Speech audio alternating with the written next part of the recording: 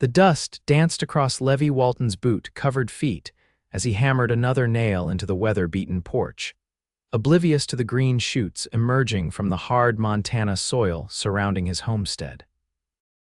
The spring of 1876 had arrived in McGill with its usual quiet persistence.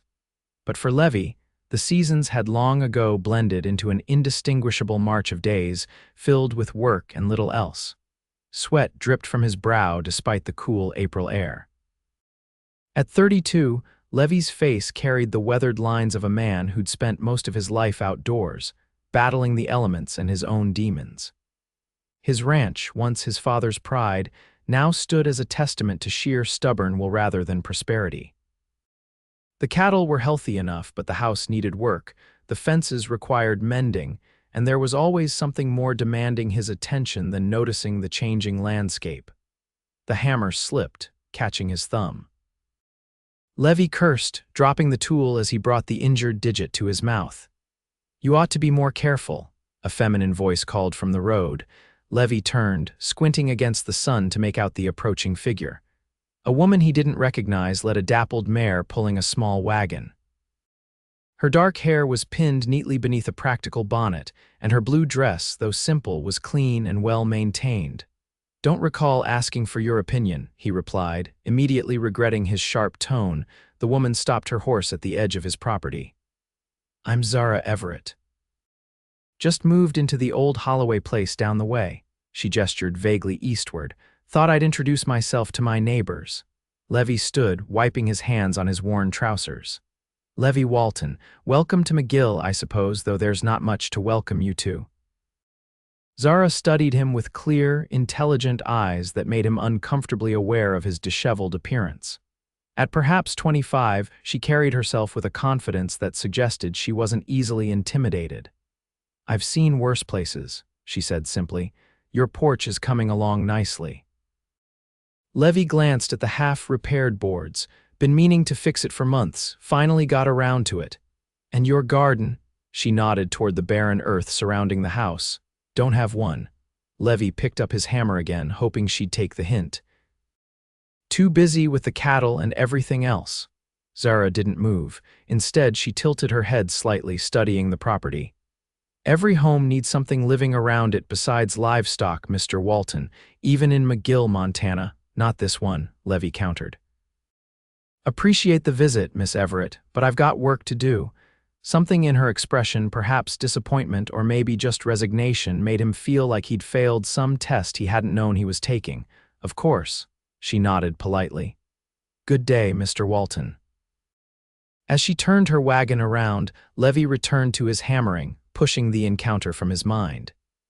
He had a ranch to run, and mysterious women with opinions about gardens were distractions he couldn't afford. The next morning, Levi awoke before dawn as usual. He completed his morning chores, mechanically feeding the horses, checking on the small herd of cattle, and repairing a section of fence that had come loose during the night. By mid-morning, his stomach reminded him he'd skipped breakfast. He trudged back toward the house, planning to fry some bacon and brew coffee strong enough to keep him going until evening.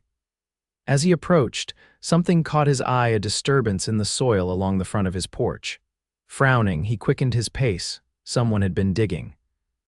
Small, neat holes dotted the previously barren earth around his porch. In each hole, a green plant had been carefully placed and watered. Levi stared at the unexpected intrusion, baffled and irritated in equal measure. "What in blazes?" he muttered, crouching to examine one of the plants. It was some kind of flower, though he couldn't say what kind. Gardening had been his mother's domain, and after her passing when he was 12, no one had bothered with such frivolities. His gaze traveled along the row of plantings. They lined his entire porch, evenly spaced and tidy. Whoever had done this had worked quickly and efficiently. Then he noticed a small piece of paper tucked beneath a rock at the edge of the porch steps. Levi snatched it up, unfolding the simple note written in a neat, feminine hand. "Every home deserves to notice spring. Z.E." "Zara Everett," he growled, crumpling the paper. The woman had trespassed on his property and altered it without permission. The audacity was astonishing. Levi's first impulse was to rip out the plants and throw them away. He even went so far as to grasp one stem before something stopped him, a memory, faint but persistent, of his mother humming as she tended her garden. The way his father, stern and serious in all other matters, would pause to admire her handiwork, his expressions softening momentarily. With a frustrated sigh, Levi released the plant and stood. He'd deal with Miss Everett and her presumption later. For now, he had work to do. 3 days passed before Levi encountered Zara again. He'd been meaning to ride to her place and have a word about boundaries, but each day brought its own demands. A steer had gotten loose and wandered onto neighboring property. The pump for the well-needed repairs. A buyer from Helena had arrived unexpectedly to discuss purchasing cattle. When he finally spotted her in town outside Miller's General Store, Levi wasted no time approaching her. She was loading supplies into her wagon: flour, sugar, and what appeared to be several packets of seeds. "Miss Everett," he called, his voice carrying more edge than he'd intended. She turned, seemingly unsurprised to see him. "Mr. Walton, how are your flowers doing? That's what I wanted to discuss." Levi removed his hat, a gesture of civility that felt at odds with his irritation. "While I appreciate the sentiment, I don't recall inviting you to plant anything on my property." Zara secured the last of her purchases in the wagon before facing him fully. "You're right, it was presumptuous of me." Her ready admission caught him off guard. He'd prepared for argument, not agreement. "Yes, well." He fumbled. "I'd prefer if you asked before making any more changes to my land." "Have you watered them?" she asked, ignoring his statement entirely. "What? The flowers? They need regular watering, especially when newly planted." Levi frowned. "No, I haven't watered your flowers." "I've been busy with actual work." Something flashed in her eyes, not anger, but perhaps disappointment. "Watering takes less than 5 minutes a day, Mr. Walton. Even the busiest man can spare that." "That's not the point," Levi insisted, feeling the conversation slipping from his control. "The point is you can't just—" "I know," she interrupted softly. "And I apologize, I won't plant anything else without permission." She paused, then added, "But those marigolds and pansies are already in the ground. It seems a shame to let them die from neglect." Before he could respond, Sheriff Tom Hayes approached, nodding to them both. "Levi, Miss Everett, fine day, isn't it?" "Sheriff," Levi acknowledged, reluctantly returning his hat to his head. "I was just telling Mr. Walton about proper flower care," Zara said with a smile that transformed her face, making Levi momentarily forget his grievance. Hayes chuckled. "Well, if anyone could teach him, it'd be you. Your garden's already becoming the talk of the town." Levi glanced at Zara with renewed curiosity. "Is that so?" "Miss Everett's worked wonders with that old Holloway place," Hayes continued. "You should see what she's done with just a few weeks' work. Got vegetables coming up already, and those rose bushes she brought with her are something special." Zara's cheeks colored slightly at the praise. "It's nothing extraordinary, Sheriff, just some basic care and attention." "Well, it's brightened up that stretch of road considerably," Hayes said. "Anyways, I'd best continue my rounds. Good day to you both." As the sheriff walked away, Levi found himself reassessing the woman before him. "You're quite the gardener, then." "It's a skill like any other," she replied. "My father was a botanist before he turned to farming. He taught me." "And what brings a botanist's daughter to McGill?" Levi asked, his annoyance giving way to genuine curiosity. Not exactly known for its gardening opportunities, something guarded passed over Zara's features. "A fresh start," she said simply. "Isn't that why most people come west?" Before he could press further, she climbed onto her wagon. "I meant what I said. I won't touch your property again without permission." She gathered the reins. "But I stand by what I wrote. Every home deserves to notice spring, Mr. Walton, even yours." As she drove away, Levi found himself watching longer than necessary, an unfamiliar sensation stirring within him. That evening, after finishing his chores, he filled a bucket with water and, feeling slightly foolish, carefully watered each of the plants along his porch. The following weeks brought steady spring rains to McGill, nourishing the land, and much to Levi's surprise, the flowers Zara had planted. Despite his initial resistance, he found himself watching their progress. The marigolds had begun to bloom, their bright orange and yellow heads nodding in the breeze. One evening, as May settled over the valley, Levi sat on his porch, a rare moment of respite. His gaze drifted to the flowers, now vibrant and healthy. He couldn't deny they improved the appearance of his weathered home. The sound of approaching hoofbeats pulled him from his thoughts. Zara rode into view, this time without her wagon. She reined her mare to a stop at the edge of his property, hesitating. Levi stood, surprising himself by raising a hand in greeting. "Miss Everett," he called, "you can come closer. I promise not to lecture you about trespassing." A smile touched her lips as she urged her horse forward. "I wasn't sure of my welcome after our last conversation." "The flowers are doing well," he admitted as she dismounted, "though I can't take much credit. Rain does most of the work," she said, approaching the porch. "May I?" She gestured to the steps. Levi nodded, suddenly aware of the rare presence of a guest at his home. Zara sat on the top step, her gaze traveling across his property with an assessing eye. "Your land has good bones," she commented. "Rich soil, proper drainage. Been in my family for 20 years, Levi said, lowering himself to sit beside her, leaving a respectful distance between them. "My father chose it carefully. He had a good eye." She looked at him directly. "I came to apologize properly for overstepping and to thank you." "Thank me?" Levi raised an eyebrow. "For not destroying my handiwork. I half expected to ride by and find everything uprooted." Levi's mouth quirked. "I considered it." "What stopped you?" The question was simple, but the answer wasn't. Levi stared out at the land, gathering his thoughts. "My mother loved flowers," he finally said. "Had gardens all around the house when I was a boy. After she died, they withered. My father and we were more concerned with cattle than cosmos." Zara nodded, her expression thoughtful. "Grief changes what we see. Sometimes it narrows our vision." Something about her tone suggested personal understanding. Levi found himself curious about the story behind her move to McGill, but he hesitated to pry. "How are you finding life here?" he asked instead. "Must be quite different from wherever you came from." "St. Louis," she supplied, "and yes, quite different, quieter. Simpler in some ways, harder in others." She gazed at the distant mountains. "But there's a honesty to this landscape that I appreciate, no pretense." Levi nodded. "That's one way to put it. Most would just call it harsh. Beauty and harshness often coexist." Her eyes returned to his. "Like your ranch, demanding work, but worth the effort, I'd imagine." "On good days," Levi agreed. "Other times I wonder why I bother. What keeps you going on those days?" The question was unexpected, forcing Levi to consider. "Habit, maybe, responsibility. This land was my father's dream before it was mine." "And now, is it your dream too?" Levi shifted uncomfortably. No one had asked him such things in years, if ever. "It's my life," he said finally. "Dream or not." Zara studied him with those perceptive eyes. "Perhaps dreams and lives should align more often than they do," she said softly.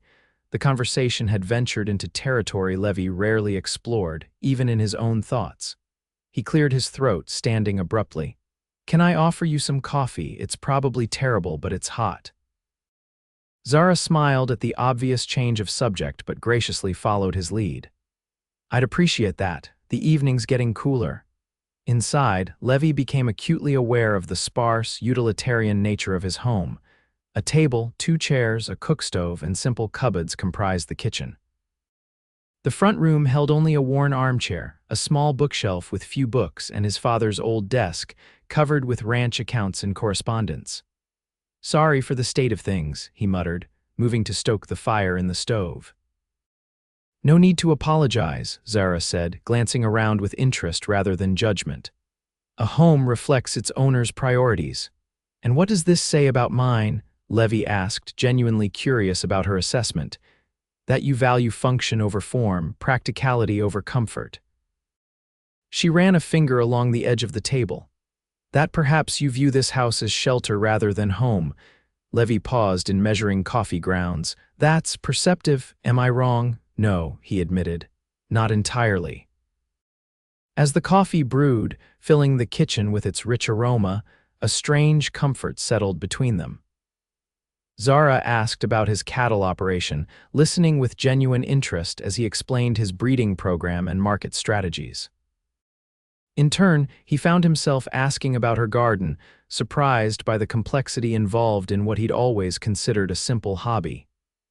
"You should come see it sometime," she offered as they finished their coffee. "I've started an experimental plot with vegetables that aren't commonly grown in this region." "I'd like that," Levi said, realizing he meant it, "though I can't promise to understand half of what you explain."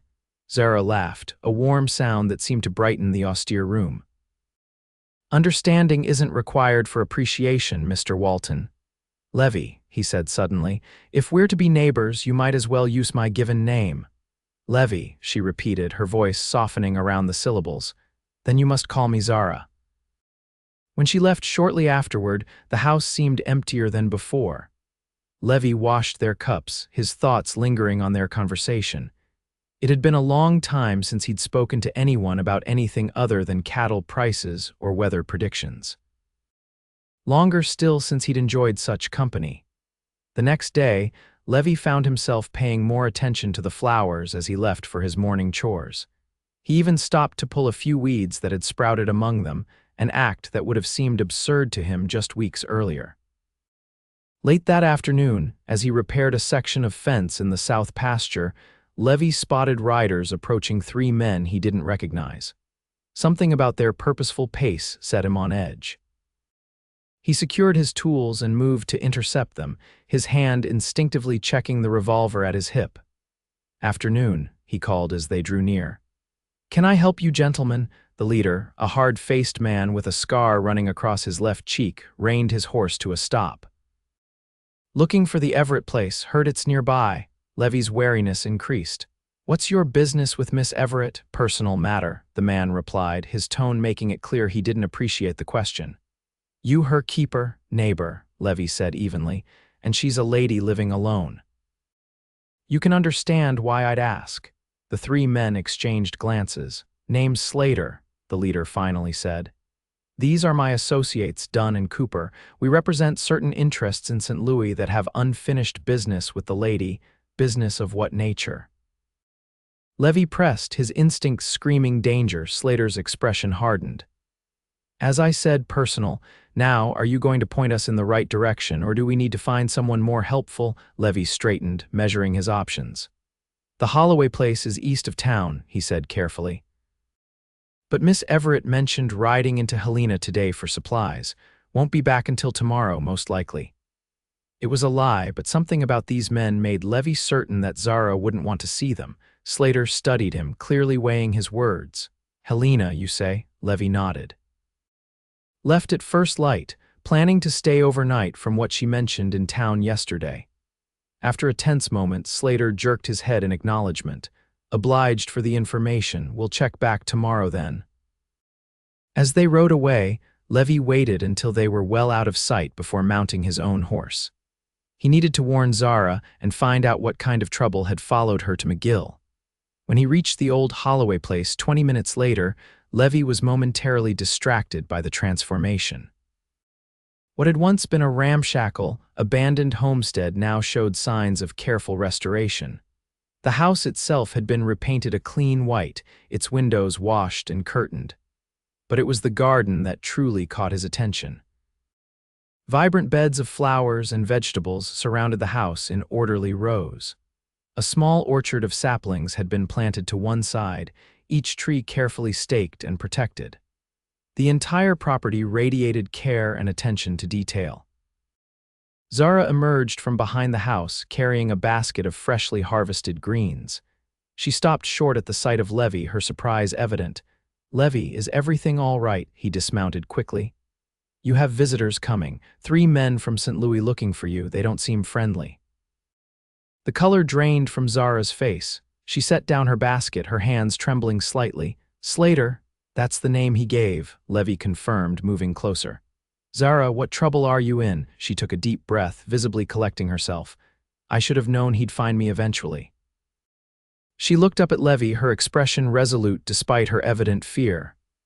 "I told them I didn't have it, but they never believed me."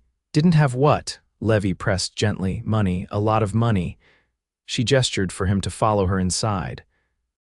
It's a long story, and apparently we don't have much time. Inside, Zara's home reflected the same care as her garden. Simple furnishings were arranged comfortably, bookshelves lined with volumes on botany and agriculture, and vases of fresh flowers brightened every surface. Under different circumstances, Levi would have appreciated the contrast to his own sparse dwelling. Zara moved to a small desk, unlocking a drawer and removing a bundle of papers.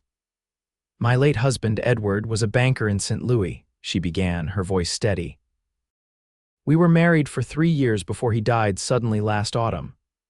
I'm sorry, Levi said softly, understanding now the grief he'd sensed in her. She nodded in acknowledgement.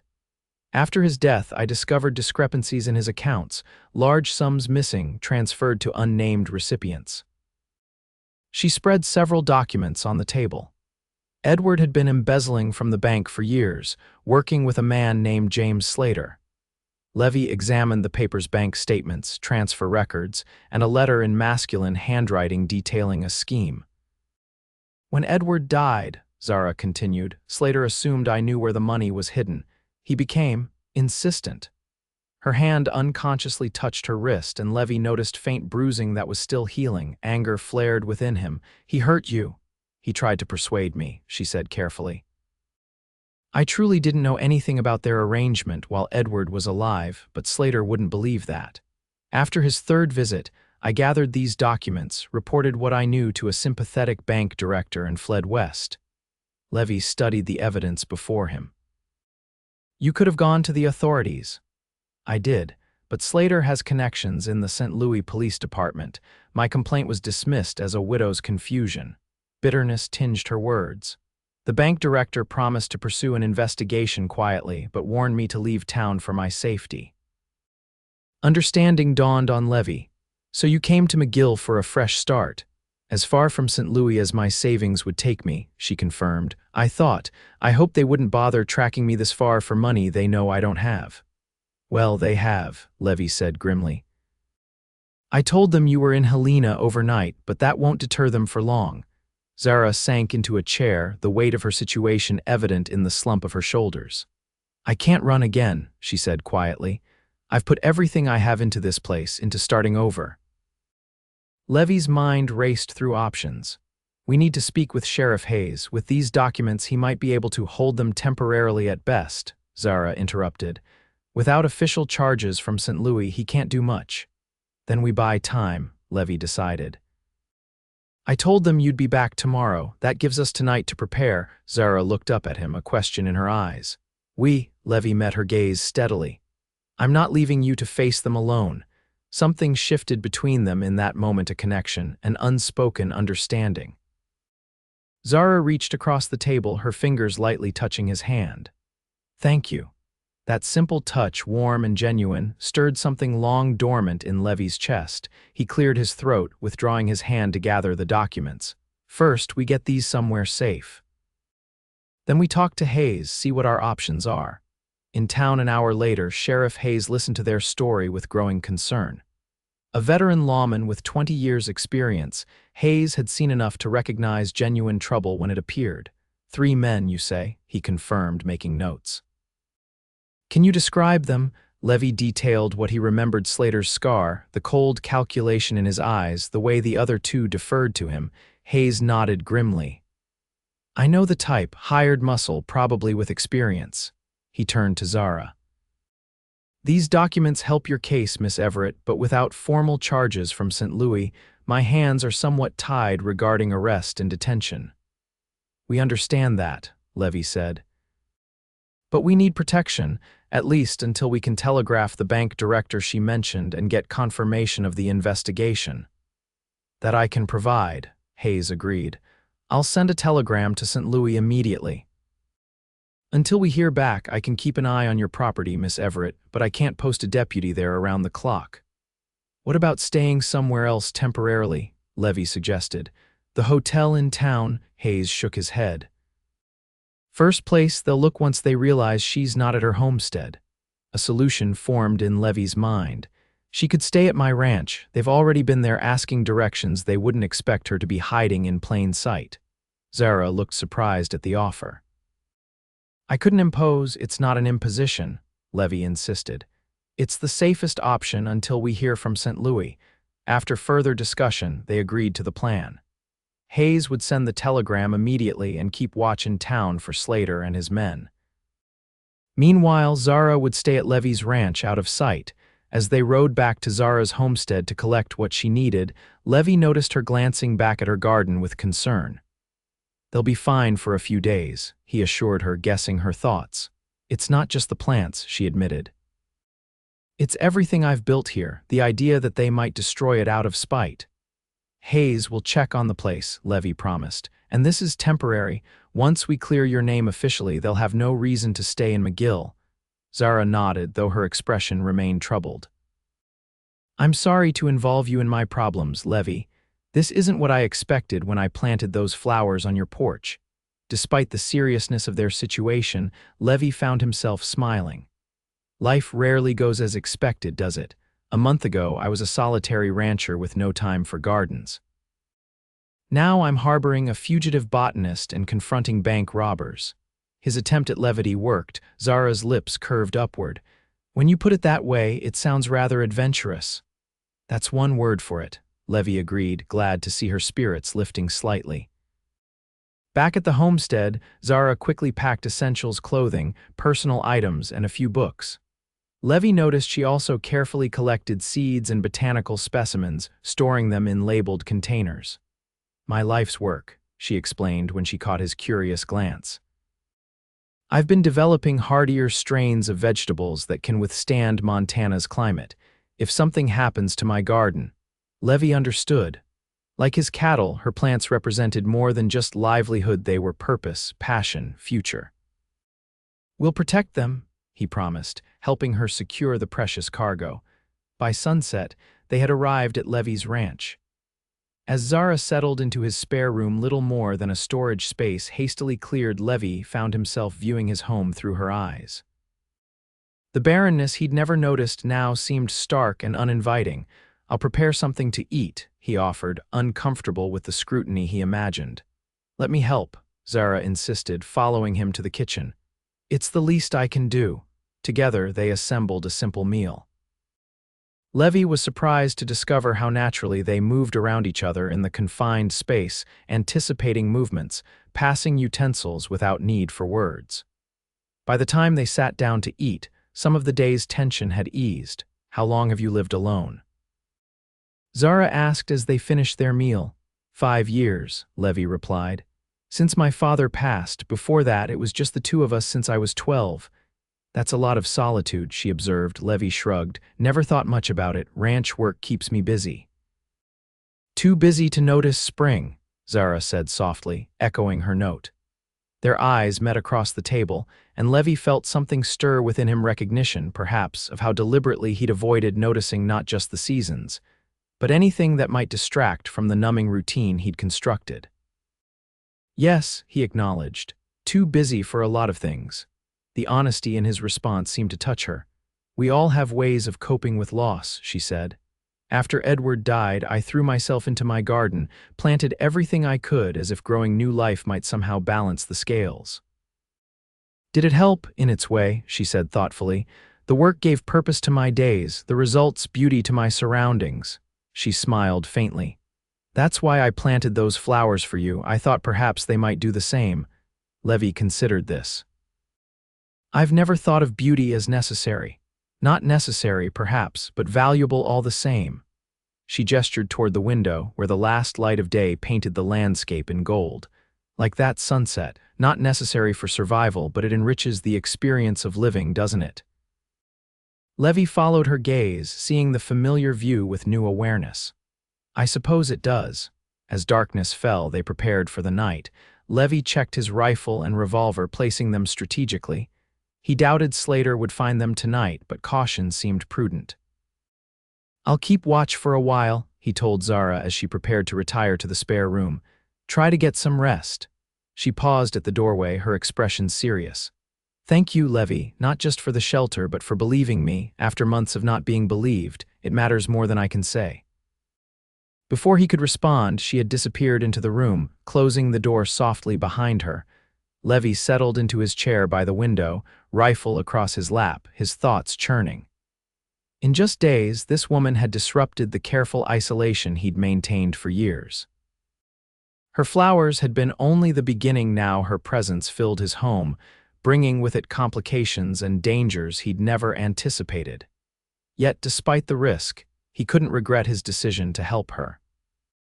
There was something about Zara Everett that called to him her quiet strength, her determination to create beauty even in difficult circumstances, the way she saw value in things he'd overlooked. Outside, the moon rose over the Montana landscape, bathing the world in silver. Levi's gaze drifted to the flowers along his porch, their blossoms closed for the night but still visible in the moonlight. An unexpected thought occurred to him. When this danger passed, he might ask Zara to help him plant more. The sound of approaching riders woke Levi just before dawn. He must have dozed in his chair, but his instincts brought him instantly alert. Moving silently to the window, he peered through the curtain to see 3 familiar silhouettes approaching his ranch house. Levi cursed under his breath. They must have discovered his lie about Helena sooner than expected. He moved quickly to Zara's room, knocking softly before opening the door. "They're here," he whispered to her shadowed form. "Stay inside, away from the windows." Zara rose immediately, pulling a shawl around her nightdress. "What are you going to do?" "Talk to them," Levi said grimly. "Convince them you're not here." "Be careful," she urged, her face pale in the dim light. "Slater is dangerous when crossed." Levi nodded, closing her door before checking his revolver and moving to the front porch. He stepped outside just as the riders reached his yard, his stance casual but alert. "Gentlemen," he called. "You're out early." Slater dismounted, his companions remaining on horseback. "Found out something interesting in town yesterday, Walton. Seems the Helena stagecoach didn't carry any female passengers yesterday." His hand rested casually near his gun. "Makes me wonder what else you might have been mistaken about," Levi shrugged. "Can't speak to what the stagecoach driver told you. I only repeated what Miss Everett mentioned in passing." "Mind if we take a look around?" Slater's tone made it clear it wasn't really a question. "Actually, I do mind," Levi replied evenly. "This is private property and I've got work to get to." The 2 men on horseback shifted, their hands moving to their weapons. Slater smiled, the expression never reaching his eyes. "We can do this the easy way or the hard way, Walton. Your choice." "What's your business with Miss Everett anyway?" Levi asked, buying time. "She's just a widow starting over." "A widow with something that belongs to me," Slater said coldly. "Now I'm not asking again. Step aside." The tension stretched between them, Levi calculating his odds against 3 armed men. Just as the situation seemed ready to explode into violence, the sound of galloping horses approached from the direction of town. Sheriff Hayes appeared with 2 deputies, rifles ready. "Morning, gentlemen," he called, his casual tone belied by his watchful eyes. "Having a problem here, Levi." Relief washed through Levi, though he kept his expression neutral. "These men were just leaving, Sheriff." Slater's jaw tightened as he assessed the new arrivals. "Just a friendly visit," he said smoothly, "inquiring about a mutual acquaintance." "At dawn." Hayes dismounted, approaching the group. "Seems unusual timing for social calls." "We're early risers," Slater replied, his hand slowly moving away from his gun. Hayes nodded to his deputies, who positioned themselves strategically. "I received an interesting telegram from St. Louis yesterday evening," he said conversationally. "From the First National Bank. Seems they're very interested in speaking with you, Mr. Slater. Something about missing funds and threats against a witness." Slater's expression hardened. "Whatever that woman told you comes with documented evidence," Hayes interrupted. "Evidence that matches what the bank has already uncovered. They're sending representatives to collect you and the information." He patted his breast pocket. "Also mentioned there's a substantial reward for your apprehension." The standoff lasted several heartbeats before Slater made his decision. With a barely perceptible nod to his companions, he lunged for his weapon. Chaos erupted. Levi dove for cover as gunshots exploded across the yard. He drew his own revolver, firing at Dunn, who had wheeled his horse toward the house. The shot struck true, and the man tumbled from his saddle with a cry. Hayes and his deputies exchanged fire with Slater and Cooper. A bullet splintered wood near Levy's head as he rolled behind a water trough, taking more careful aim at Cooper, who was attempting to flank the deputies. The gunfight was brief but intense. When silence finally fell, Slater lay wounded but alive, clutching his shoulder. Cooper had been killed outright by Hayes while Dunn moaned on the ground, Levy's bullet having taken him in the leg. As the deputies moved to secure the survivors, Levy rushed back to the house, fear gripping him. "Zara," he called, throwing open the door. She emerged from her room, shaken but unharmed. "Is it over?" she asked, her voice steady despite her evident fear. "It's over," Levy confirmed, relief flooding through him. Without thinking, he pulled her into an embrace, needing to confirm her safety with his own hands. Zara stiffened momentarily in surprise before relaxing against him, her arms encircling his waist. They stood locked together for several heartbeats, the shared danger creating an intimacy neither had anticipated.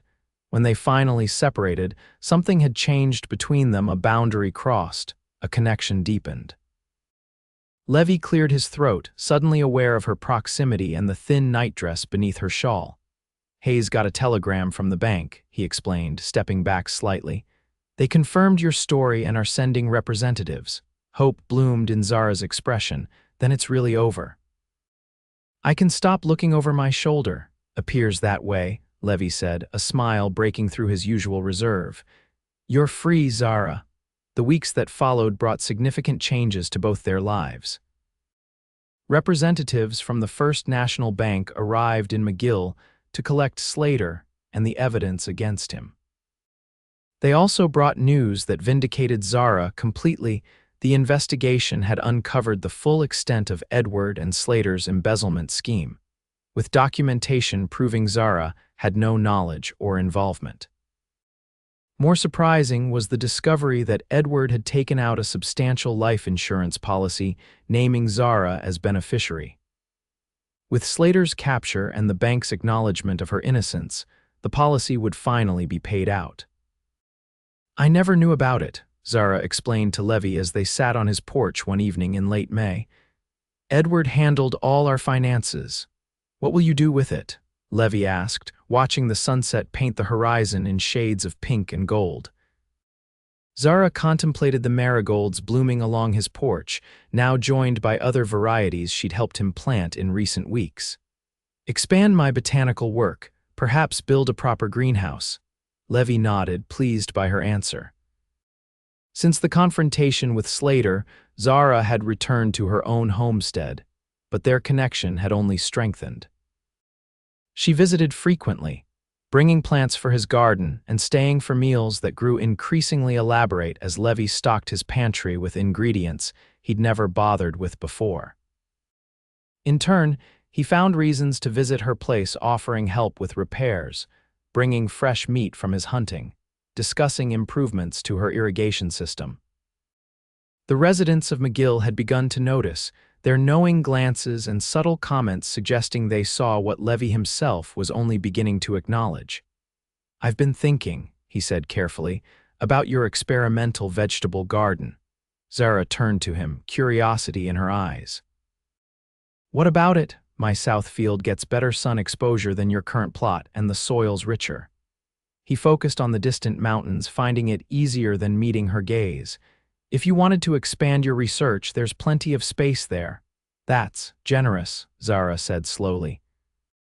"But it's quite a distance between our properties for daily tending." Levy gathered his courage. "What if it wasn't? I don't understand." He finally looked at her directly. "What if the distance wasn't an issue? What if you were here to tend it yourself, every day?" Understanding dawned in Zara's expression, followed by something softer. "Levi Walton, are you asking me to move my gardening operation to your ranch?" "I'm asking for more than that," he said quietly, "and I know it's soon. Too soon, maybe. But these past weeks have shown me what I've been missing all these years." He gestured to the flowers surrounding them. "Not just spring, but companionship, purpose beyond work, beauty." Zara's eyes shimmered in the fading light. What exactly are you proposing? A partnership, Levi said, the word inadequate for what he truly meant.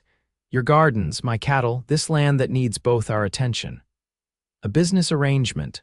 Her voice carried a hint of disappointment. Levi shook his head, moving closer to her on the porch step. No, not just business. He took her hand, his calloused fingers entwining with hers. I'm not good with words, Zara, never have been, but when those men came for you, I realized something. The thought of losing you, it terrified me more than facing their guns. Zara's free hand rose to touch his cheek, her touch gentle. For someone not good with words, you're doing remarkably well. Encouraged, Levi continued. I've been alone so long, I forgot what it was like to care about someone, to have someone care about me. He squeezed her hand. You planted more than flowers here, Zara. You planted possibility. Tears gathered in her eyes, though her smile remained steady. When I came to McGill, I was running away from pain, from the past. I never expected to find something to run toward. Is that what I am? Levi asked, vulnerability evident in his question. Something worth running toward. Yes, she whispered, though I'd prefer we walk together instead. The distance between them vanished as Levi leaned forward, his lips finding hers in a kiss that felt like coming home. When they finally parted, the last light of day was fading, but neither noticed the darkness. Stay, Levi murmured. Not just tonight, not just as a visitor or a neighbor. Yes, Zara replied simply. I'll stay. Summer arrived in McGill with unusual vibrancy that year. The Walton Ranch, long known only for its cattle, became equally famous for its extraordinary gardens.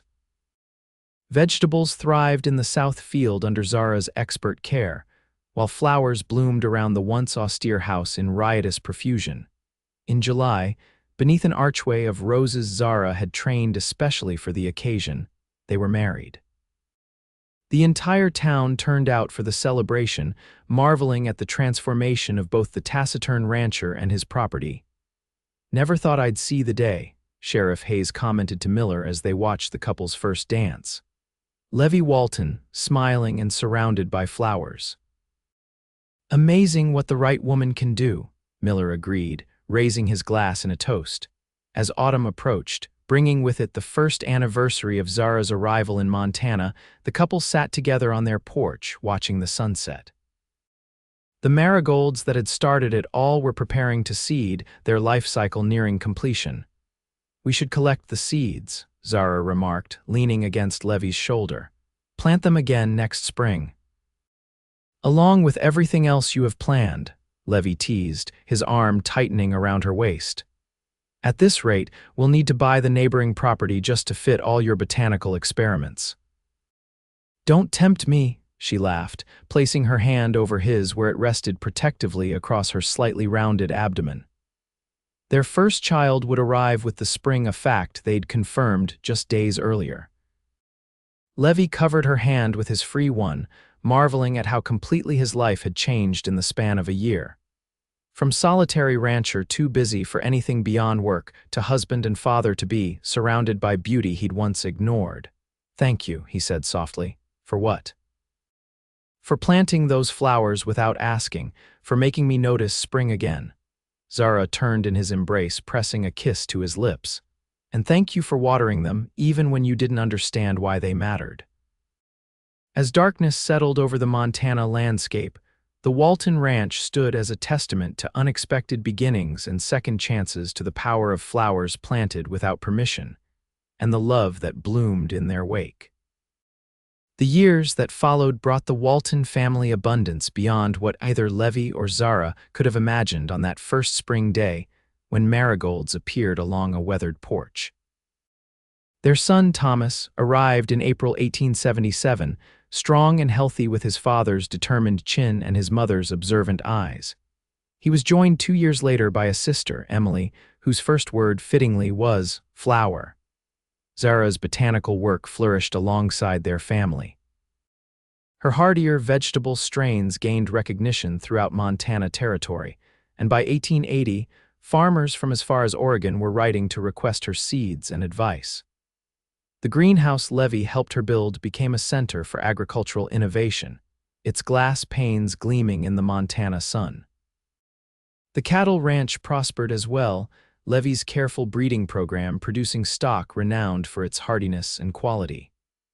Together, they created a balanced operation that honored both their passions, the practical and the beautiful, working in harmony. Each spring, as the first green shoots emerged from the soil, they would tell their children the story of how their family began with flowers planted without permission, and a man too busy to notice spring, until a determined woman showed him what he was missing. On their 10th anniversary, as they sat on the same porch where their story began, surrounded now by gardens that had become the pride of McGill, Levi presented Zara with a leather-bound journal. "What's this?" she asked, running her fingers over the embossed cover. "Open it," he encouraged. Inside, pressed between waxed papers, were the dried remains of the very first marigold that had bloomed along their porch. Beneath it, in Levi's careful handwriting, "For the woman who taught me to notice spring again, with love that grows stronger with each passing season." Zara's eyes filled with tears as she looked up at the man who had become so much more than just her husband, her partner, her champion, the father of her children, the tender of her heart. "I never imagined," she whispered, "when I sneaked onto your property that morning, that I was planting the seeds of our future." Levi smiled, taking her hand in his. "Some seeds just need the right soil and a little patience to grow into something beautiful." As the sun set over their flourishing homestead, painting the sky in colors as vibrant as Zara's gardens, they shared a kiss that held the promise of all the seasons yet to come, each one to be noticed, cherished, and celebrated together.